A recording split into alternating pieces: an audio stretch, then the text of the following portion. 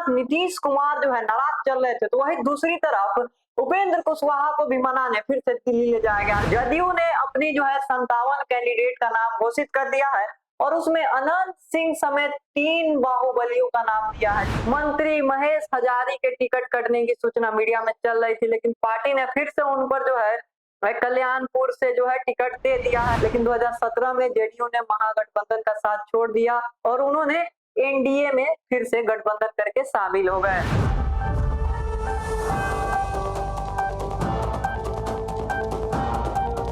देखिए, बिहार में सियासत जो सरगर्मी थी वो बढ़ती जा रही थी और एनडीए की गठबंधन को लेकर कहा जा रहा था कि तनाव का माहौल है।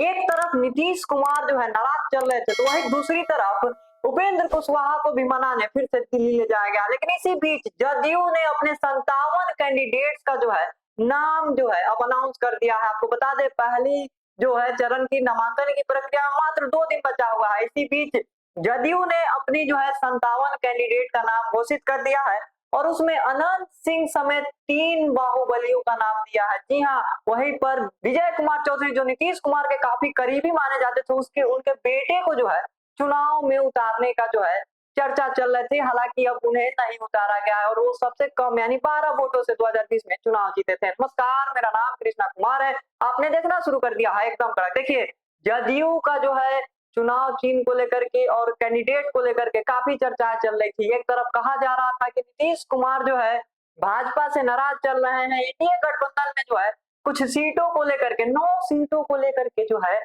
नीतीश कुमार नाराज है। लेकिन अभी जो कैंडिडेट की लिस्ट आ गई है, आपको बता दें कि 57 कैंडिडेट की लिस्ट जारी हो गई है, जहां पर 5 मंत्री को भी उतारा गया है। आपको बता दें कि नीतीश कुमार खुद चुनाव नहीं लड़ते, वो एमएलसी बनकर के मुख्यमंत्री बनते हैं। लेकिन आपको बता दें, अब जेडीयू ने आज जो है 57 लोगों की लिस्ट जारी कर दी है, जहां पर 10 एससी कैंडिडेट को उतारा गया है। वहीं पर हम बाहुबलियों की नाम की बात करें तो अनंत सिंह से लेकर के एकमा से धूमल सिंह और चिकुराकोट से जो है अमरेंद्र पांडे को टिकट दिया गया है। वहीं दूसरी तरफ अगर हम बात करें तो सायर रंजन से विजय कुमार चौधरी के बेटे को चुनाव लड़ने की सूचना थी, लेकिन उन्होंने जो है फिर से विजय चौधरी को ही उतारा है। आपने पहले ही बताया कि उनको जो है सबसे कम वोट यानी 12 वोट से जो है 2020 में जीते कृष्ण मुरारी शरण और प्रेम मुखिया को भी फिर से हिलसा से टिकट दे दिया गया। जी हाँ, नालंदा डिस्ट्रिक्ट जो नीतीश कुमार के अपने घर का गढ़ माना जाता है। वही दूसरी तरफ हम अगर बात करें तो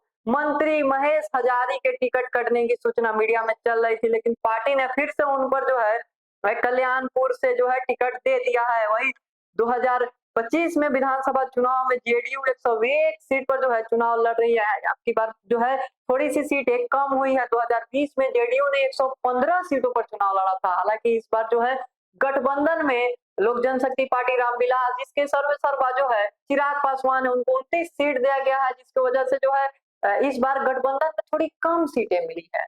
इससे पहले वो 115 सीटों पे लड़े थे और इस बार 101 सीट पर, क्योंकि इससे पहले मुकेश सहनी के पार्टी वीआईपी थी, उनको 7 सीटें मिली थी, जिसमें से उन्होंने 4 जीता था। हम आपको बता दें कि 2020 में जब उन्होंने 115 सीटों पर चुनाव लड़ा था, तब उसमें मात्र 43 सीटों पर जीती हुई थी। अब इस बार की बात करें जेडीयू की, तो उन्होंने 57 लोगों की लिस्ट जो है जारी कर दिया है। उसमें से तमाम मंत्री की भी जो है मंत्रियों को टिकट दिया गया है। विजय चौधरी की बात करें जो नीतीश कुमार के काफी करीबी माना जाते हैं, वही कुछ लोगों को जो है जो सबसे कम वोट से जीते थे, उनको भी चुनाव में उतारा गया है। नीतीश कुमार ने भरोसा दिलाया है। आपको बता दें, इस जो लिस्ट है इसमें गोपाल मंडल, जी हाँ, वही जो आए दिन सुर्खियों में रहे और कल जो है सीएम आवास के बाहर धरना भी दिया, उनका नाम नहीं है। वही दूसरी तरफ हम बात करें तो नीतीश का मैसेज बीजेपी से आगे निकलना है। जेडीयू के पास टिकट के दावेदार करीब 500 बायोडाटा आया। उन्होंने नेताओं को मैसेज दिया कि इस बार सबसे बड़ी पार्टी बनना है। इससे पहले जब वो 115 सीटों पर चुनाव लड़े तो मात्र 43 सीट जीत पाए थे, लेकिन वही बीजेपी 74 सीट जो है जीत हासिल करने में कामयाब रही थी। वही हमने बताया कि तीसरे नंबर की पार्टी जदयू रही थी 2020 में, इस बार सबसे नंबर 1 पार्टी बनने का जो है प्रयास कर रहे हैं। अब आपको बता दें 2020 में 43 सीट दिए थे, जिसका वोट प्रतिशत उनको मिला था 15.7%। वही 2015 में उन्होंने 71 सीट जीता था, जिसका वोट शेयर था 17.3%। और 2010 में उन्होंने 115 सीट जीता था, जिसका वोट प्रतिशत था 22.6%। वही 2005 में मात्र 55 सीटें जीती थी और वोट प्रतिशत था 14.6%। अब देखिए, एनडीए ने साफ कर दिया है कि जो 2025 की बिहार विधानसभा की चुनाव है वो नीतीश कुमार के नेतृत्व में लड़ा जाएगा। अब देखना होगा नीतीश कुमार, आपको बता दें खबर आ रही थी कि एनडीए की प्रेस कॉन्फ्रेंस से पहले नीतीश कुमार एनडीए की बैठक करेंगे, वहां पर बातचीत करेंगे, रणनीति बनेगी। अब देखिए 2025 में चुनाव एनडीए साफ कर दिया है कि नीतीश कुमार के चेहरे पर चुनाव लड़ी जाएगी। शुरुआत में एनडीए ने नीतीश को लेकर थोड़ी जो है असमंजस दिखाई थी, और लेकिन अब फिर से बीजेपी के बड़े नेताओं ने नीतीश के चेहरे पर मुहर लगा दी है। जेडीयू में भी नीतीश कुमार का ही चेहरा माना जा रहा है। सीएम, जैसे हमने बताया कि नीतीश कुमार के चेहरे पर जो चुनाव लड़ा जा रहा है, तो सीएम फेस भी वही रहने वाले हैं। इसके अलावा चिराग पासवान की पार्टी एलजेपी आर जो है, हम पार्टी के सुप्रीमो जीतन राम मांझी ने भी नीतीश के जो चेहरे पर चुनाव लड़ने पर सहमति जता दी है। आपको बता दें 2020 में जो चुनाव के 5 बड़े फैक्टर थे वो आपको हम बता देते हैं। मोदी सरकार में पहली बार जेडीयू बीजेपी साथ चुनाव लड़ी। मोदी सरकार बनने के बाद पहली बार 2020 में जेडीयू बीजेपी एक साथ चुनाव लड़ी। इससे पहले 2015 में चुनाव में जेडीयू महागठबंधन का हिस्सा थी। आपको 2015 का जब चुनाव हुआ था तब बीजेपी और जो है वीआईपी पार्टी, इन लोगों का गठबंधन था। 15 में नीतीश कुमार महागठबंधन यानी आरजेडी कांग्रेस के साथ जो थे चुनाव लड़े थे, लेकिन 2017 में जेडीयू ने महागठबंधन का साथ छोड़ दिया और उन्होंने एनडीए में फिर से गठबंधन करके शामिल हो गए। वही जब पहली बार माले को 29 सीट मिली 2020 में महागठबंधन में, आरजेडी को जो है वो आ गए थे कांग्रेस और वाम दल यानी सीपीआई सीपीएम और सीपीआईएमएल शामिल थे। ये पहली बार था जब वाम दलों को महागठबंधन में इतनी बड़ी हिस्सेदारी यानी 29 सीटें मिली थी। अब देखिए तीसरी बड़ी बात हम आपको बता देते हैं, तेजस्वी का नेतृत्व। आरजेडी के तेजस्वी यादव महागठबंधन के मुख्यमंत्री पद के दावेदार थे। तेजस्वी यादव ने 10 लाख नौकरियों का वादा किया, जो अभियान मुख्य मुद्दा बना। चुनाव में आरजेडी 2000 विधानसभा चुनाव जीतने के बाद 2020 में सबसे बड़ी पार्टी बनी। अब देखिए 2020 में आरजेडी जो है चुनाव जीती थी, उसके बाद सबसे बड़ी पार्टी बनी 2000 जो है 20 के चुनाव में वोट शेयर के मामले में। महागठबंधन में सीट शेयरिंग और विवाद अभी भी है। आरजेडी को 144, कांग्रेस को 70 और वाम दलों को 29 सीट मिली। हालांकि विकासशील इंसान पार्टी और हिंदुस्तान आवाम मोर्चा ने सीट बंटवारे से नाराज होकर गठबंधन छोड़ दिया। ये बात 2020 की है जब आरजेडी को 144 सीट और कांग्रेस को 70, वाम दलों को 29 और हम और वीआईपी पार्टी के जो मुकेश सहनी उस समय जो गठबंधन छोड़े थे अभी इस गठबंधन में ही है। इसके बाद जवाब में तेजस्वी यादव ने जो है केवल वही रहेंगे जो बिहार के हित में काम करेंगे, जो अवसरवादी नहीं बल्कि बिहार के विकास की बात करेंगे। अब देखिए लेफ्ट की पार्टियों ने बेहतर प्रदर्शन किया।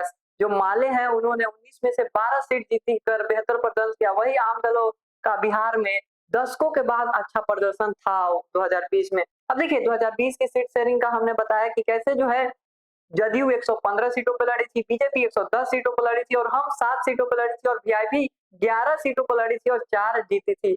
और चिराग पासवान की पार्टी उस समय अकेले लड़ी थी।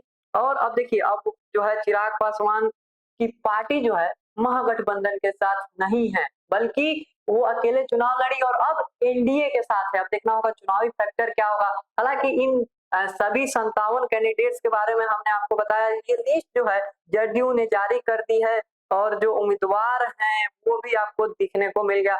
हम अब जो 6 मंत्रियों को उतारा गया है अगर उनकी हम नाम बता दे तो 6 मंत्रियों का नाम है विजय कुमार चौधरी साहिबगंज से चुनाव लड़ेंगे, वही श्रवण कुमार जो है नालंदा से चुनाव लड़ेंगे, मदन सहनी जो है बहादुरपुर से चुनाव लड़ेंगे, महेश्वर हजारी को जो है कल्याणपुर और सुनील कुमार को भोरे विधानसभा से चुनाव लड़ने की जो है बात चल रही है। सोनबरसा से रतन सदा को मैदान में उतारा गया है। वही चिराग पासवान के गृह क्षेत्र अलौली से भी जदयू ने अपना उम्मीदवार उतार दिया है। ये सीट चिराग पासवान अपने पास रखना चाहते थे लेकिन जो है वो ये सीट को अपने पास नहीं रख पाए। जेडीयू ने अपनी जो है वहां पर अब छाप छोड़ दी है। अब देखिए पहला फेज चुनाव का जो है 6 नवंबर को होने वाला है, वही दूसरा फेज जो है 11 नवंबर को होगा और इसका रिजल्ट जो है 14 नवंबर यानी बाल दिवस के दिन जारी कर दिया जाएगा। किसकी किस्मत जो है चमकेगी और किसकी सरकार बनने वाली है आप किसको सपोर्ट कर रहे हैं, किसकी सरकार देखना चाहते हैं?